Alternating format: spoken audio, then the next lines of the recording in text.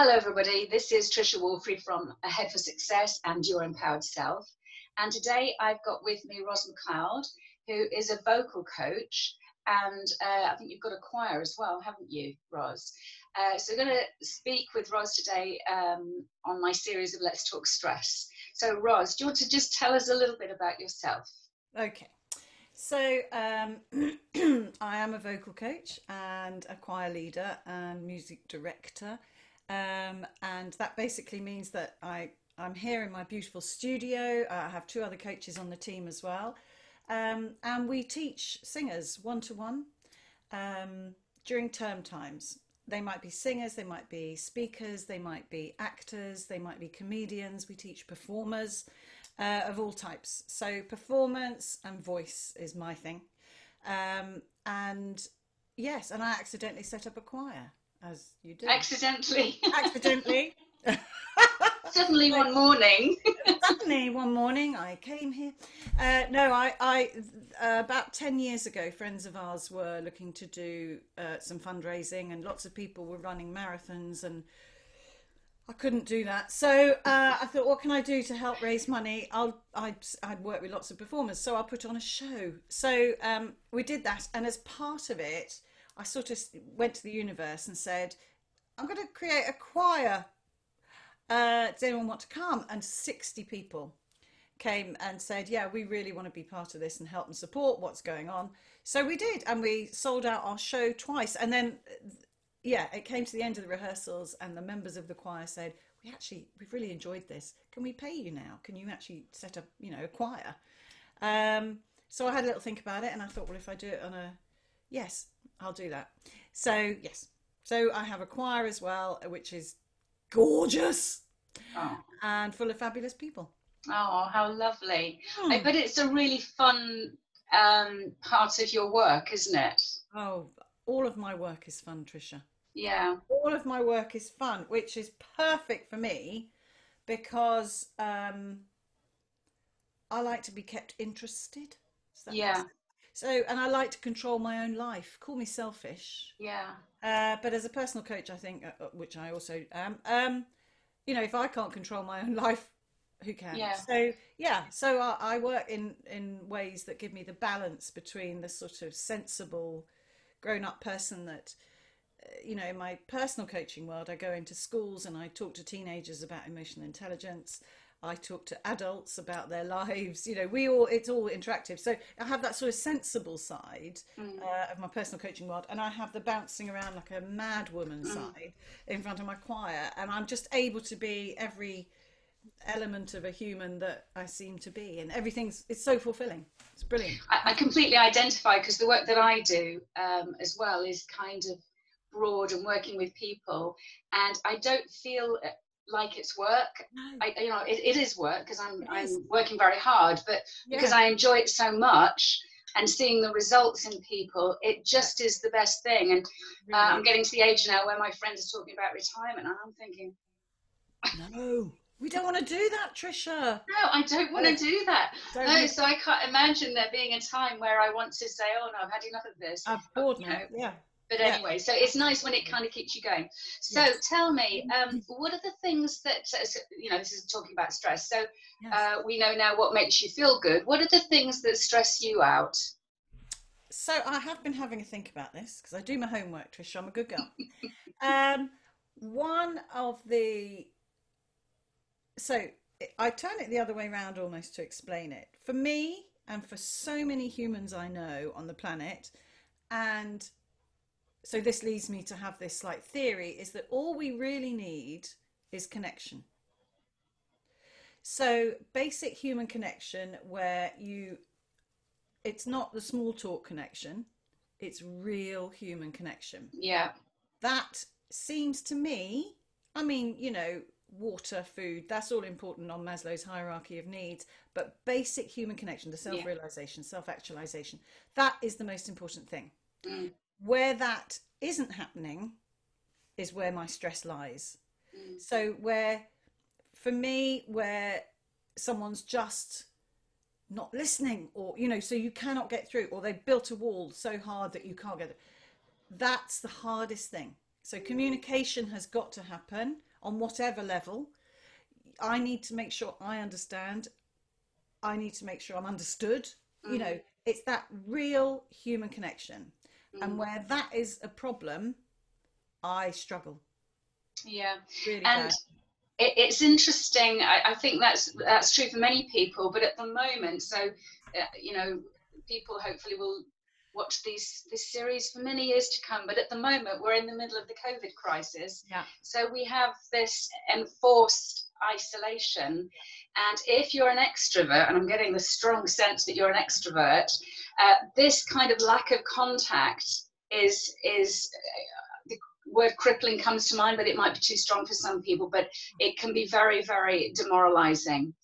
And yet for people who are introverts, and by introverts, it doesn't mean they don't like people, but they get their energy from the inside. Yeah. It's much less troubling to them from the human connection. And although we've had Zoom, it's not quite the same, especially if you're talking in groups. It's easier if it's just one-to-one.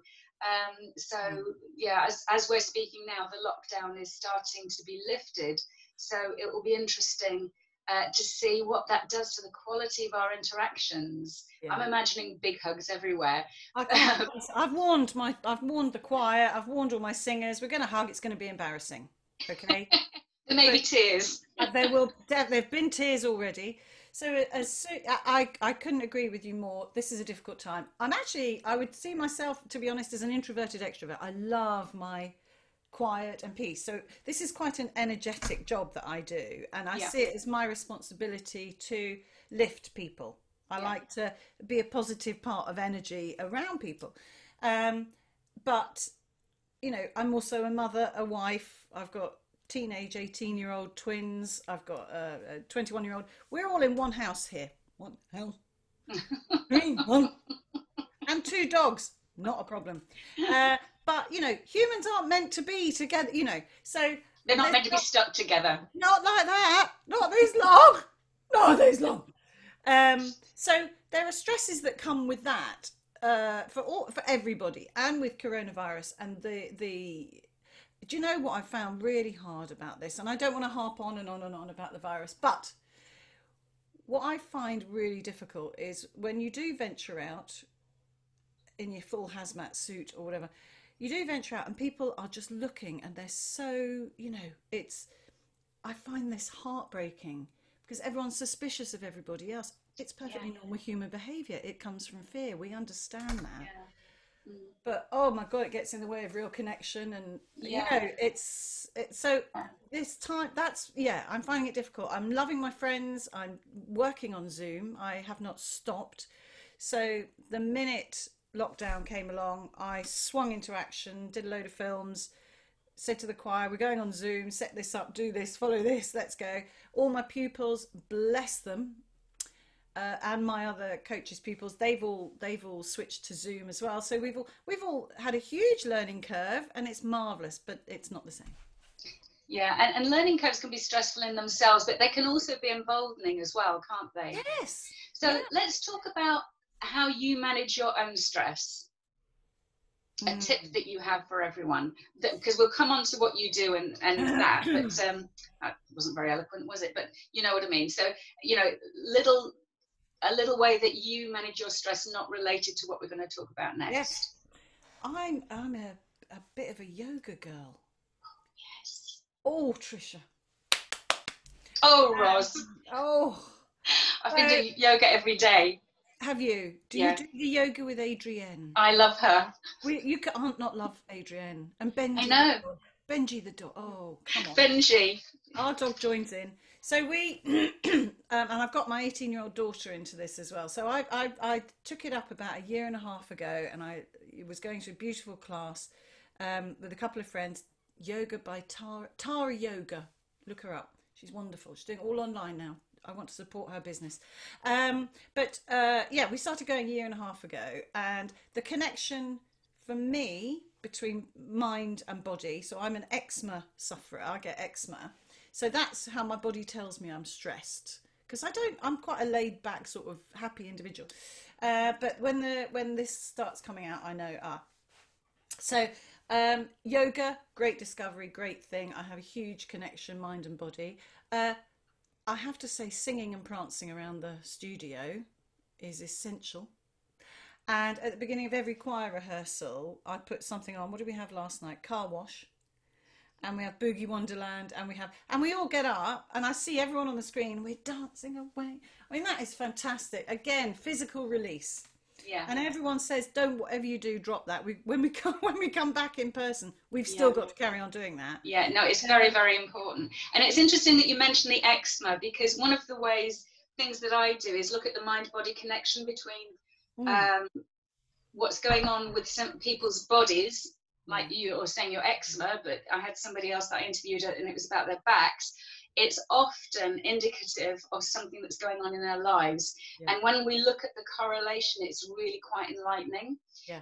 And it kind of helps our working together to get to the roots more easily. So even though they've come with a psychological problem, often they find the physical problem is removed, or vice versa. Yeah. So let's talk about what singing has got to do with stress. My family would say I cause them stress by my singing. That's not a lie. No, I can, that does happen. So singing is again, there's a physical side and a mind side. So I've been teaching for 20 years now, and people, when you first go to see a coach, and I understand this because I first went to see a singing teacher, it's frightening, isn't it? Your voice is such a personal thing, whether it's your spoken voice or your singing voice, and we don't really explore that. We very early on, it would appear to me, we very early on go, well, I can't sing, I can't do that, and yet we expect ourselves to be able to sing if we can make voice. Yeah, so if we can speak, we think we can sing. But singing's so much more than just speaking. There's pitch, there's tone, there's resonance, there's dynamics, there's so many elements to the voice that we need to get right in order to sound our best.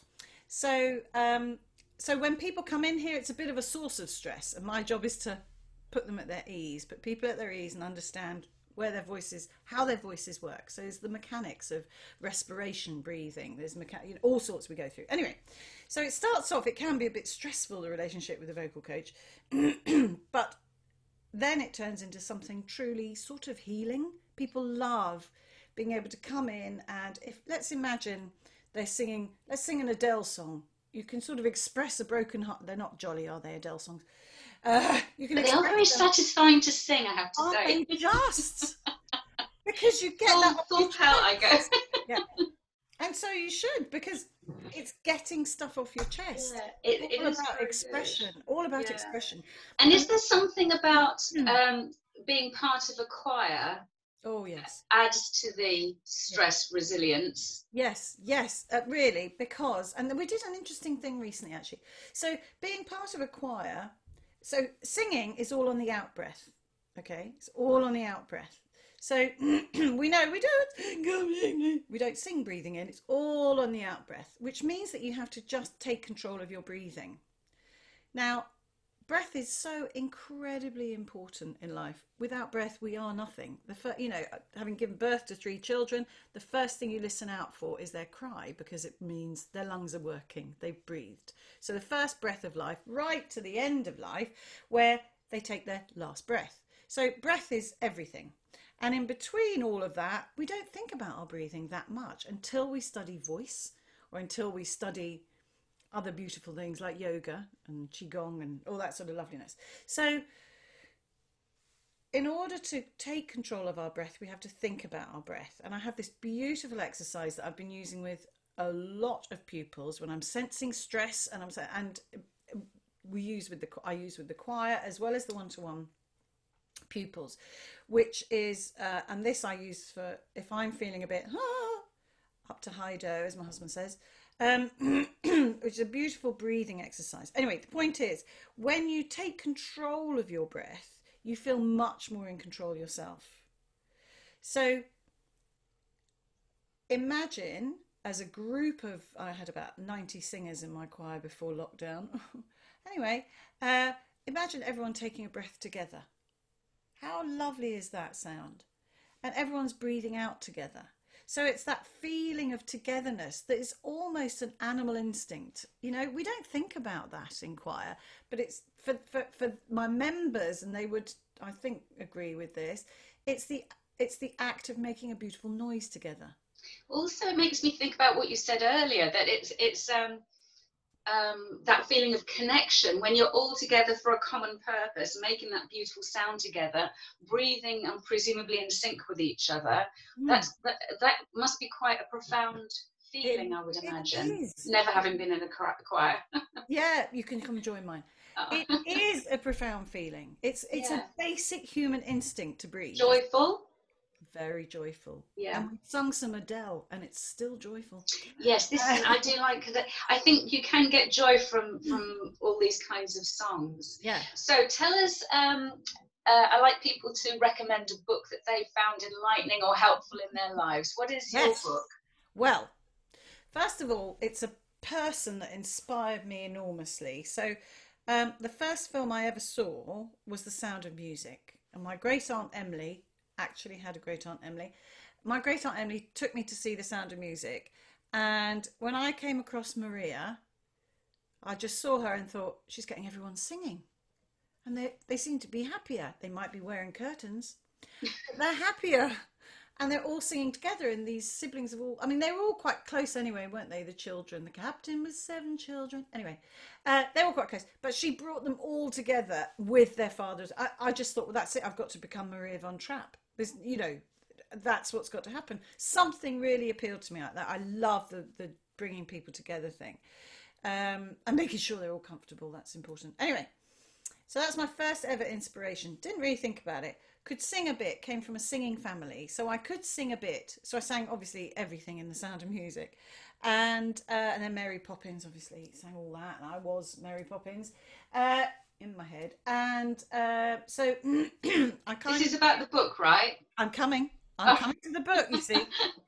Okay. I knew I wanted to inspire people to do things, right? So that was quite small, and then I sang a lot, and then there was a small drawback, and I discovered I was quite frightened of flying, and I wanted to go on this holiday with all my pals when I was 20, but it involved getting on an aeroplane on my own and joining them in Spain. Not that long a flight, but I was really frightened of flying. It was a learned thing. I'd learned from adults around me that flying's terrifying, and I had flown before, but I thought, I'm not going to do that again. That's just frightening. So I went and bought a book, and the book I bought was this. A classic. A classic. Look how old it is. It's old. It's got little pages turned, and Feel the Fear and Do It Anyway. Helped me get on that aircraft, if I'm honest. But also it just opened up a whole new world of possibility. And I think, and we're probably around the same age, in our early 20s, Tricia. But when I was in education, there was a feeling that certainly in my schools, females could do anything. Don't limit what you think you can do. That was very much a message around me and my family. I must be a lot older than you then, because it certainly wasn't the message. Maybe it's like in the kitchen with you. But there was something. My grandmother was really inspiring as well, and I just sort of needed the door opened. Yeah. To give things a go, and so that inspired me enormously. So it didn't just get me on an aeroplane, but it inspired me to try stuff in life. Yeah. Take that first step. That's Susan Jeffers, isn't it? Feel the Fear and Do It Anyway. Yeah. Okay. Best book. Thank you very much indeed. It's been really lovely talking to you. Stay with me, we'll have a chat in a minute. But thank you so much for your time. I will, for anyone who's listening, I will be putting your details on if they want to check out your website or whatever. All right. Thank you very much Lovely indeed. to talk to Bye you. everyone. Cheerio. Bye.